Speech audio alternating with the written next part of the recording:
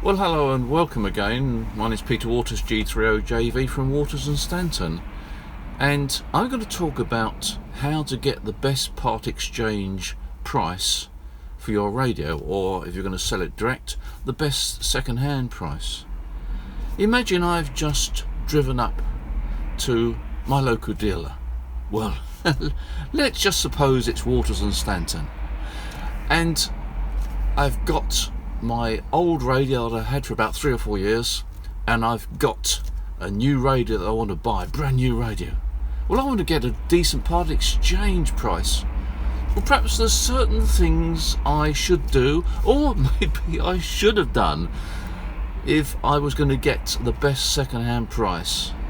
Now, I've been in ham radio for 47 years, and I've seen hundreds, if not thousands, of second-hand part exchange prices going through. So I know a few tricks, and I know a few things that perhaps you haven't thought about. So let's together have a chat about it. Well, let's have a chat then. The first thing you do when you buy your original transceiver, of course, is to make sure you get a receipt from it. That gives you the date and the value of the radio, so that when you come to sell the radio, you know how long you've had it, because it's quite surprising sometimes. You think, wait a minute, did I buy it 3 or 4 years ago? So you've got the date there, you've got the value that you paid for it, and also that helps if you've got insurance, because a lot of insurance cover now is new for old. So if you have got the receipt, it makes the claim so much easier. The next thing is, you've got your new radio, you take it home, you unbox it, you take it out, you put it on the operating desk, and you plug it in, and it all lights up, and it's great. And then your wife comes in and says, John, what do you want me to do with the box? I'll be in a minute, darling. I'm just setting this radio up. So half an hour later, wife comes in again. John, yes, darling. What about this box? Yeah, I'll sort it out in a minute, darling. I'll just trying to set this radio up, and I'll be in there. And another half hour goes past, and the wife comes in again, a bit more emphatic this time. John, what do you want me to do with this box? I don't know. Well, do something with it, darling. Oh, well, it's be good for the children's toys. Well, whatever, darling. Stop there, because that is going to cost you around about £50. Somebody buying your second-hand radio really loves to know that they've not only got the radio, but they've got the original box and the packing material. And it also makes it so much easier to send it on to somewhere, whether it be to a dealer or to the new buyer. You've got a box with all the polystyrene packing, and it will travel so much more safely than sort of fabricating something. Next thing is the instruction book. Now, it's quite important, the instruction book. Do not write your name in the instruction book of the user manual. Do not put your address in the manual. Do not do anything in the manual. Leave it pristine, because again, the new buyer would like to have a clean user manual, not one that's grubby, got your postcode on or whatever. What I actually do with a lot of my products now is I download the manual, because you can download the manuals. It's so easy these days. Download it. You've got it on your laptop, or you've got it on your iPad or whatever. It doesn't take up any room, and it means to say that you can get it whenever you like. And one other thing, don't put your postcode on the radio in marker ink, whatever, because the new buyer doesn't want your postcode on his radio. And of course you might move house as well, so then the postcode on the radio is wrong. So don't mark the radio. But as a precaution, take a note of the serial number. Another warning: if you buy the radio and 2 months down the line you decide that you don't like the radio, then don't expect to get anywhere near the price you pay for it. Now, that may seem a bit mean, but in practice, look at it this way. The dealer can buy a brand new radio at a discount price, because that's how he makes his profit. He's never going to pay you any more than he would buy a new radio for. And in fact, why would he want to pay you what he buys the new radio for from the supplier or the importer? Why would he want to pay you more than that? He's going to pay you a bit less than that. So the lesson really is, make sure that the radio you're buying is what you want. Here's another couple of issues which you should consider. You've decided to rearrange your shack.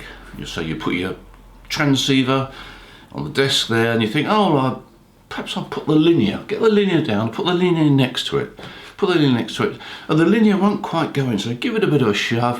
You think, you look at the side of the radio, transceiver, and you've got a scratch down it, 1 or 2 centimetres. And you think, oh dear, anyway, not to worry, can't do anything about it now.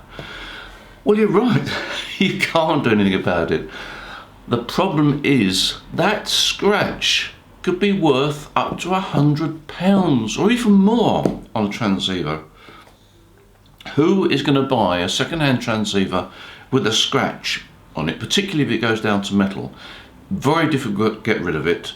And if you're thinking about getting a new cabinet for it, then that's going to be a major issue, trying to get hold of a new cabinet or a new panel, and the price is going to be quite high. That scratch is money. It really is money. And believe me, if you were going to buy a transceiver, would you buy a transceiver with a scratch on it? Of course you wouldn't. You'd go elsewhere, find another transceiver, unless you were offered that transceiver at a good price. Now, if you're offered that transceiver at a good price, it means that you, when you sell it, are going to get a pretty awful price for it. So, just look after your gear. Now, the other issue is nicotine. A majority of customers looking for a second-hand transceiver do not want a transceiver that smells of nicotine. If you are a smoker, then you have a problem. And really and truly, there's nothing much you can do about it. If that transceiver smells of nicotine, then it is going to be extremely difficult to sell to the majority of customers, and that is reflected in the part exchange price that you'll be offered for it. And if you smoke indoors, that nicotine smell is going to be quite powerful. I know from experience that we've tried ways of getting rid of that nicotine smell. There's not much you can do about it. You can leave the covers off, you can take the covers off, you can leave it out in a room for about 3 or 4 months, but it still smells. And a customer looking for that radio is not going to be very happy if he buys a radio smelling of nicotine. And all the dealers now will ask you if you're a smoker. So there's another reason for giving up smoking, but there's also another warning there that if you are a smoker, it's going to affect the value of your equipment when you come to sell it. Now, one little bit of common sense, I suppose it's common sense, is when you're ready to sell the radio, just give it a bit of a clean. Don't take a grubby radio into the dealer, because it doesn't create the right impression. Now, when you go to the dealer with your radio, go to part exchange, I suggest you have a look in your cupboards or drawers and see what else you've got. You might have an old ATU, manual ATU, you might have a SWR meter, you might have an old microphone. Take that with you, because the chances are that you'll get a bit of money for that. It'll probably cover your fuel bill to get down and back from the dealer.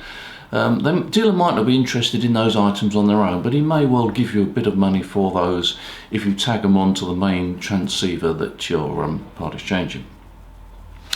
Now, if you are going to send that radio to the dealer, you need a box, and I hope that you've got the original box. Do not take it to the post office. Now, the post office are quite good at dealing with parcels that size, but parcels that size, no. Use a courier.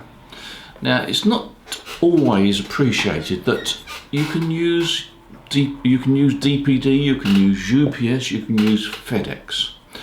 Go onto the website and there will be instructions. Basically, all these couriers have pickup points around the country. There's usually one in the town, maybe two. Even if you're in a village, there's probably a pickup point. You normally have to put your postcode in and they'll tell you where the pickup point is.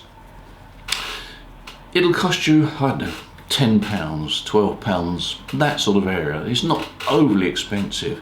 It's probably going to be cheaper than the post office. Well, it's certainly going to be cheaper, I think, than the post office. All you do is you stick the label on the box. You can print the label off via their website, put the label on the box, it'll have a barcode on it, take it into the collection point, they'll scan it, they'll give you a receipt for it, and that radio will either be collected later on that day or the following day on a 24-hour delivery. It's that simple. So, I hope that's helped you. I hope that's given you some advice. I realise that a lot of the things I've mentioned will be some things that you can't do yourself because you've had the radio too long and you haven't done those. But basically, do bear in mind that there are things that you can do to give yourself the chance of getting a better part exchange deal than you'd otherwise get. And there we are. I hope that it's been beneficial. It's been nice that you've watched this video. I appreciate that. And if you've enjoyed the video, please press the subscribe button. In the meantime, thanks for your company. Enjoy your ham radio, and here's to the next time.